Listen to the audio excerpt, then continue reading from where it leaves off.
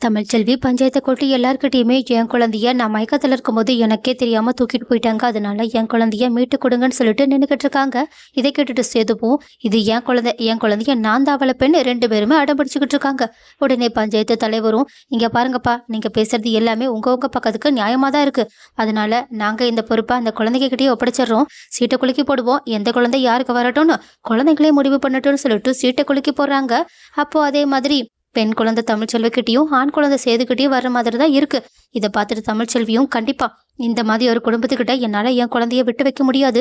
கண்டிப்பா என் குழந்தைய அந்த குடும்பத்துக்கு என்னால் அனுப்பவும் முடியாது. அங்கே போனால் நான் எந்த அளவுக்கு கஷ்டப்பட்டனோ அதே மாதிரி தான் என் குழந்தைங்களும் கஷ்டப்படணும். அதுவும் இப்போ வேற சாருக்கு 2வது கல்யாணம் நடந்திருக்கு. இதுக்கப்புறமா சித்தி கொடுமையையும் சேர்த்து என் குழந்தை அனுபவிக்கணும்னு அவனுக்கு என்ன தலையிழுத்தா கண்டிப்பா என் குழந்தைய அந்த குடும்பத்துக்கிட்ட கொடுக்கவே முடியாது. தயவு செஞ்சு என் குழந்தைய என்கிட்டயே கொடுத்துருங்கன்னு சொல்ல, இதை கேட்டுட்டு சேதுவும், என் குழந்தைய என்னால் எவ்வளவுக்கு கொடுக்க முடியாது, முடிஞ்சா அந்த பெண் குழந்தையும் எனக்கு வாங்கி கொடுங்கன்னு கேட்க, உடனே தமிழ்ச்செல்வியும், இங்க பாருங்க, நான் இந்த ஆளுக்கிட்ட ஒரே ஒரு கேள்வி மட்டும் கேட்டுக்கிறேன். அதுக்கு மட்டும் இந்த ஆளு கரெக்டா பதில் சொல்லிட்டானா என் 2 குழந்தையும் இவங்கிட்டயே கொடுத்துட்டு நான் அப்படியே போயிடுறேன்னு சொல்லிட்டு உங்ககிட்ட நான் என்ன தெரியுமா கேட்கணும்னு நினைச்சேன். ஆமா, உங்களுக்கு எப்போலேருந்து என் பிள்ளை மேல பாசம் வந்துச்சு? பிறந்தப்பவே நீங்க அவனை தூக்கல, அதுக்கப்புறமா அப்பத்தா கொடுத்தப்பவும் தூக்கல, ஏன் மலர் கொடுத்தப்பவும் தூக்கல, கருப்பண்ண குழந்தைய போட்டுட்டு அழுக போட்டுட்டு போனதுக்கு அப்புறமாவும் தூக்கல, உங்க அப்பாவே உங்க கையில கொடுக்கலாம்னு நினைக்கும் போது நீங்க தூக்கல. ஆனா எந்த காரணத்துக்காக என் குழந்தைய இப்போ தொட்டு தூக்கியிருக்கீங்கன்னு கேட்க, உடனே சேதுவுக்கோ இதுக்கு பதில் சொல்ல வார்த்தையே இல்லை. தமிழ்ச்செல்வி உடனே, அதுக்கு நான் பதில் சொல்லட்டுமா? என் குழந்தை காணும்னு இவங்க எல்லாரும் சேர்ந்து ஒரு மிகப்பெரிய நாடகத்தையே அரங்கேற்றதுக்கு அப்புறமா தான், இதுக்கப்புறமாவும் குழந்தை மேல இருக்க பாசத்தை நம்ம காட்டலைன்னா நம்மளதான் எல்லாரும் தப்பா நினைப்பாங்கன்ற ஒரே ஒரு காரணத்துக்காக தான், அந்த குடும்பத்துக்காகவும் அந்த ஊருக்காகவும் தான் நீங்க என் குழந்தை மேல பாசம் காட்டுற மாதிரி நாடகம் ஆடி இருக்கீங்க. ஒருவேளை உண்மையாவே உங்களுக்கு என் பிள்ளை மேல பாசம் இருந்திருந்தா பிறந்த அப்பவே தூக்கியிருப்பீங்க. அப்படி இல்லையா உங்க அப்பா கொடுக்கும் போதாவது தூக்கியிருப்பீங்க. தேவையில்லாம டிராமா போட்டதுக்கு அப்புறமா நீங்களும் இப்படி ஒரு டிராமாவை ஆடி இருக்க மாட்டீங்கன்னு சொல்ல, இதை கேட்டுட்டு சேதுவோ பதில் சொல்ல முடியாம நின்றுக்கிட்டு இருக்க. ஊர் தலைவரும், என்னம்மா இந்த பொண்ணு என்ன சொல்லிக்கிட்டு இருக்காங்க? நீங்க அப்பனா குழந்தைய பிறந்தப்ப தூக்கலையான்னு கேட்க, சேதுவோ தயக்கத்தோட, ஆமாங்கய்யா, அப்ப நான் என் குழந்தைய ஏத்துக்கவே இல்லை. இவன் மேல இருக்க கோவத்தால என் குழந்தைய என்னால தூக்க கூட முடியல. ஆனா எப்போ குழந்தை கடைசி வரைக்கும் என்னால தூக்க முடியாதுன்னு தோணுச்சோ அப்பவே என் குழந்தை மேல இருக்க பாசத்தை நான் முழுசா வெளிப்படுத்த ஆரம்பிச்சிட்டேன். இப்போ சொல்றேன், என் குழந்தை இல்லாம என்னால ஒரு நிமிஷம் கூட இருக்க முடியாது. தயவு செஞ்சு என் குழந்தைய என்கிட்ட இருந்து பிரிச்சிடாதீங்கன்னு கண் கலங்கி நிக்க பஞ்சாயத்து ஆட்களும் உருகிற மாதிரி தெரியுது. உடனே தமிழ்ச்செல்வியும், சரிப்பா, நீங்க டிராமா போட்டு இவங்க எல்லாரையுமே நம்ப வைங்க. அதுக்கு முன்னாடி உங்க அருமை பொண்டாட்டிக்கிட்ட நான் ஒரே ஒரு கேள்வி கேட்டுட்டுமான்னு சொல்லிட்டு, ஐஸ்வர்யா மேடம், நீங்க ஏதோ ரொம்ப மாடர்னா வளர்ந்தவங்கன்னு சொன்னீங்க. ஆனா இந்த கிராமத்துல இருக்க இந்த ஆளை எதுக்காக கல்யாணம் பண்ணிக்கிட்டீங்க? அட, மாமாவுக்கு என்ன குறைச்சல்? மாமா ரொம்பவே கெத்தான ஆளு, அதுவும் எம்எல்ஏ வேற. இந்த மாதிரி ஒரு குடும்பத்துக்கு நான் தான் ரொம்பவே கொடுத்து வச்சிருக்கணும்னு சொல்ல, உடனே தமிழ்ச்செல்வியும், சரி சரி, அப்பனா இவங்க எம்எல்ஏன்றதுக்காகவும் இந்த குடும்பத்துல இவங்க ரொம்பவே பெரிய ஆளுன்றதுக்காகவும், ஏன் இந்த ஊர்ல இவங்களுக்கு செல்வாக்கு அதிகமா இருக்குன்றதுக்காகவும் தான் நீங்க இவங்கள கல்யாணம் பண்ணிக்கிட்டீங்கன்னு எங்களுக்கு நல்லா புரியுது. ஆனாலும் நீங்க கல்யாணம் பண்ணிக்கும் போது எப்படியும் நானும் சேதுவும் பிரிஞ்சிட்டோம். இதுக்கப்புறமா என்னால் அவங்களோட வாழ்க்கையில எந்த ஒரு டிஸ்டர்பன்ஸும் வராதுன்னு தெரிஞ்சதுக்கு அப்புறமா தானே கல்யாணத்தை பண்ணிக்கிட்டீங்க.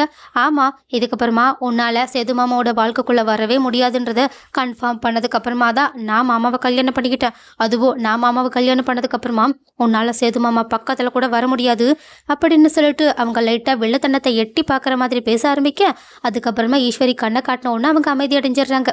உடனே தமிழ்ச்செல்வியும், சரி, நான் எப்படி இருந்தாலும் அவங்களோட வாழ்க்கைக்குள்ள வரமாட்டேன். ஆனா என் குழந்தை உங்க 2 பேருக்கும் நடுவுல இருக்கே, அதை பத்தி நீங்க என்ன நினைக்கிறீங்க?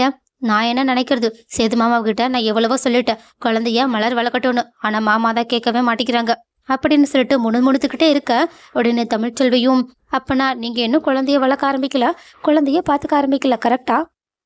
எனக்கெல்லாம் குழந்தைய தூக்கி பழக்கமே கிடையாது. நான் இதுக்காக உன் குழந்தைய வளர்க்கணும்? உன் குழந்தைய வளர்க்கறதுக்கு தான் நீ இருக்கல்ல. மாமா தான் சொல்ற பேச்சு கேட்க மாட்டேங்கிறாங்கன்னா நீயும் ஏதாவது சொல்லிட்டு இந்த குழந்தைய தயவு செஞ்சு கூட்டிட்டு போயிடு. என்னால இந்த குழந்தைய பார்க்க கூட முடியல, அவ்வளவு கோவமா வருது. எங்க 2 பேருக்கும் நடுவுல இந்த குழந்தை இருந்து எவ்வளவு டிஸ்டர்பன்ஸா ஆக்குது தெரியுமான்னு சொல்லிட்டு அவங்க அப்படியே உளறி கொட்டிடுறாங்க. இதை பார்த்துட்டு தமிழ்ச்செல்வியும், நீங்களே கேட்டீங்கல்ல, இந்த குழந்தைய நல்லா அம்மா முறையில இருந்து பார்த்துக்க வேண்டியவளே, இந்த குழந்தை இங்க 2 பேருக்கும் நடுவுல டார்ச்சரா தான் இருக்குன்னு சொல்லிக்கிட்டு இருக்கா. இப்படிப்பட்ட ஒருத்திக்கிட்ட எப்படி நம்பி என் குழந்தைய விட்டுட்டு போக முடியும்? நாளை பின்ன வீட்டுல யாரும் இல்லாத நேரம் இவ என் குழந்தைய ஏதாவது பண்ண கூட வாய்ப்பு இருக்கு. அதனாலதான் அந்த குடும்பத்துல என் குழந்தை இருக்கிறது பாதுகாப்பு கிடையாது. என் குழந்தைய என்கிட்டயே திருப்பி கொடுத்துருங்கன்னு ஒரே போடா போட்டுடுறாங்க. பட் ஐஸ்வர்யா மூலயமா குழந்தை தன்னோட கையை விட்டு போக போகுதுன்றத கொஞ்சம் கூட ஏத்துக்க முடியாது சேதுவும். இங்க பாருங்க, என்னால ஐஸ்வர்யாவை கூட விட்டு தர முடியும், ஆனா என் குழந்தைய விட்டு தர முடியாது. இப்ப என்ன, உங்க எல்லாருக்கும் ஐஸ்வர்யா குழந்தைய நல்லபடியா பாத்துக்க மாட்டான்னு தோணுது. பரவாயில்ல, ஐஸ்வர்யா பாத்துக்கலன்னா அதான் நான் இருக்கல, நான் பாத்துப்பேன்னு சொல்ல. ஆனா பஞ்சாயத்து தலைவரும், என்ன இருந்தாலும் குழந்தைய ஒரு பொம்பளை பாத்துக்கிற மாதிரி உன்னால பாத்துக்கவே முடியாதுப்பா. அதுவும் குழந்தையோட அம்மா ஸ்தானத்துல இருந்து பாத்துக்க வேண்டியவளே குழந்தைய பத்தி இப்படி எல்லாம் பேசுறானா? கண்டிப்பா இவளால குழந்தைக்கு ஆபத்து இருக்குன்னு எங்களுக்கே தோணுதுன்னு சொல்ல, உடனே சேதுவும், இதுக்கப்புறமா கண்டிப்பா ஐஸ்வர்யா இந்த விஷயத்துல தலையிட மாட்டா, குழந்தைய பாத்துக்கிற மொத்த பொறுப்பையும் நான் எடுத்துக்கிறேன்னு சொல்லிட்டு சேது இவ்வளவோ சொல்றாங்க. ஆனா அதை பஞ்சாயத்தை ஏத்துக்கிற மாதிரியே தெரியல. இதை பார்த்துட்டு ஒரு கட்டத்துல குழந்தை தன்னை விட்டு போயிடக்கூடாதுன்றதுக்காக, சரி இப்போ ஐஸ்வர்யா மட்டும் நான் டிவோர்ஸ் பண்ணிட்டேனா, குழந்தை என் கூடயே வளரலாம்ல, இந்த குடும்பத்துல இருக்கவங்க என் குழந்தைய நல்லா பாத்துப்பாங்கன்னு நீங்க நம்புறீங்களான்னு கேட்க, இதை கேட்டுட்டு பஞ்சாயத்து ஆட்களுமே ஆமான்ற மாதிரி பாத்துக்கிட்டு இருக்காங்க. ஆனா ஐஸ்வர்யாவுக்கு தான் தலையில இடியே விழுகிற மாதிரி இருக்கு. ஏன் தமிழ்ச்செல்வியே இதை பார்த்துட்டு ஷாக் ஆகுறாங்க. இருந்தாலும் ஆமா, ஒரு பொண்ணை கல்யாணம் பண்ணிக்கிட்டு கை வர்றதெல்லாம் இவங்களுக்கெல்லாம் சாதாரண விஷயம்னு அவங்களுமே சேதுவை அசிங்கப்படுத்த, ஆனா சேதுவோ இப்போதைக்கு எனக்கு என் குழந்தை மட்டும்தான் முக்கியம், வேற யாரும் முக்கியம் கிடையாது. ஏன் ஐஸ்வர்யா கூட நான் என்னோட வாழ்க்கையை ஆரம்பிக்கவே இல்லை. ஐஸ்வர்யா, நமக்கு கல்யாணம் ஆகி 2-3 நாள் தான் ஆகுது. இதுக்கப்புறமா கண்டிப்பா உன் கூட சேர்ந்து வாழணுன்ற விருப்பம் எனக்கு என்னைக்குமே வராது. உன் வாழ்க்கையை வீணடிக்கிறதுக்கு பதிலா நம்ம 2 பேரும் பிரிஞ்சு அவரவர் வாழ்க்கைய அவரவர் தனித்தனியா வாழ்றது மட்டும்தான் நல்லா இருக்கும். இந்த பஞ்சாயத்து மூலயமாவே நம்மளோட உறவை வெட்டி விட்டுக்கலாம். இதுக்கப்புறமா நீ உன் வாழ்க்கைய பாரு, நான் ஏன் வாழ்க்கைய பாக்குறேன்னு சொல்லிடுறாங்க. இதை கேட்டுட்டு சாவித்திரிக்கும் தாமரைக்கும் செம்ம சந்தோஷம். ஆனா ஈஸ்வரியும் சித்ராவும் தான் செம்ம ஷாக்கிங்கோட நின்றுக்கிட்டு இருக்காங்க. ஏன், ராஜாங்கமே இதை எதிர்பார்க்கவே இல்லை.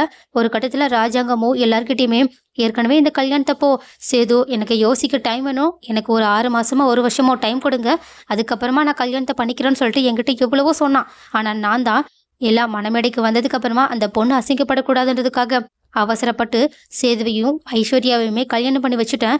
ஆனா இப்பதான் நான் பண்ணது எவ்வளவு பெரிய தப்புன்னே புரியுது. இதுக்கப்புறமாவும் அந்த தப்பை நான் பண்ணக்கூடாதுன்னு நினைக்கிறேன். அதனால சேது எடுத்திருக்க முடிவு தான் என்னோட முடிவுன்னு சொல்லிடுறாங்க. இதை கேட்டுட்டு ஐஸ்வர்யா அவ்வளவுதான், தன்னோட வாழ்க்கையே போயிடுச்சுன்னு தலையில இடி இறங்கின மாதிரி உட்காந்துருக்காங்க. ஆனா தமிழ்ச்செல்வியும் சேது தன்னோட குழந்தைக்காக எப்படி ஒரு முடிவை எடுப்பாங்கன்னு சுத்தமா எதிர்பார்க்காததுனால அவங்களுமே பேச வார்த்தை கூட இல்லாம அப்படியே அதிர்ச்சியிலேயே நின்றுக்கிட்டு இருக்காங்க. அப்போ சேதுவும், என் முடிவை நான் சொல்லிட்டேன், எங்க 2 பேருக்கும் நடுவுல உறவை வெட்டி விட்டுருங்கன்னு அவங்க ஒரே பொடியா நின்றுக்கிட்டு இருக்காங்க. ஸோ கைஸ், இப்போ சேதுவும் ஐஸ்வர்யாவும் உண்மையாவே வாழ்க்கையிலேருந்து தனித்தனியா பிரிஞ்சு போக போறாங்களா என்ன? அப்படி இல்லைன்னா ஐஸ்வர்யா மறுபடியும் ஏதாவது ஒரு நல்ல டிராமாவை போட்டு சேது கூடயே சேர்ந்து வாழ போறாங்களா என்ன? முக்கியமான விஷயம், அந்த குழந்தை இப்போ யார் கூட வளரப்போகுது? தமிழ்ச்செல்வி சேதுக்கிட்ட அந்த குழந்தைய ஒப்படைக்க வாய்ப்பே கிடையாதுதான். இருந்தாலும் ஏதாவது ஒரு காரணத்துக்காக இப்படி ஒரு விஷயம் நடக்க வாய்ப்புகள் இருக்கா? அப்படி நடந்தாலும் சேது குழந்தைய நல்லபடியா பார்த்துக்கிட்டாலும் அந்த குடும்பத்துல அந்த குழந்தைக்கு ஐஸ்வர்யா மூலயமாவும் ஈஸ்வரி சித்ரா மூலயமாவும் ரொம்ப பெரிய ஆபத்து காத்திருக்கு. ஸோ அவங்க 3 பேரும் சேர்ந்து குழந்தைக்கு ஏதாவது ஒரு கஷ்டத்தை கொடுக்கும்போது கண்டிப்பா அந்த விஷயத்த சேது தெரிஞ்சுக்கிட்டு இவங்க 3 பேரோட சுயரூபம் என்னன்றதை புரிஞ்சுக்கிட்டா நல்லா இருக்கும்னு யாரெல்லாம் நினைக்கிறீங்க?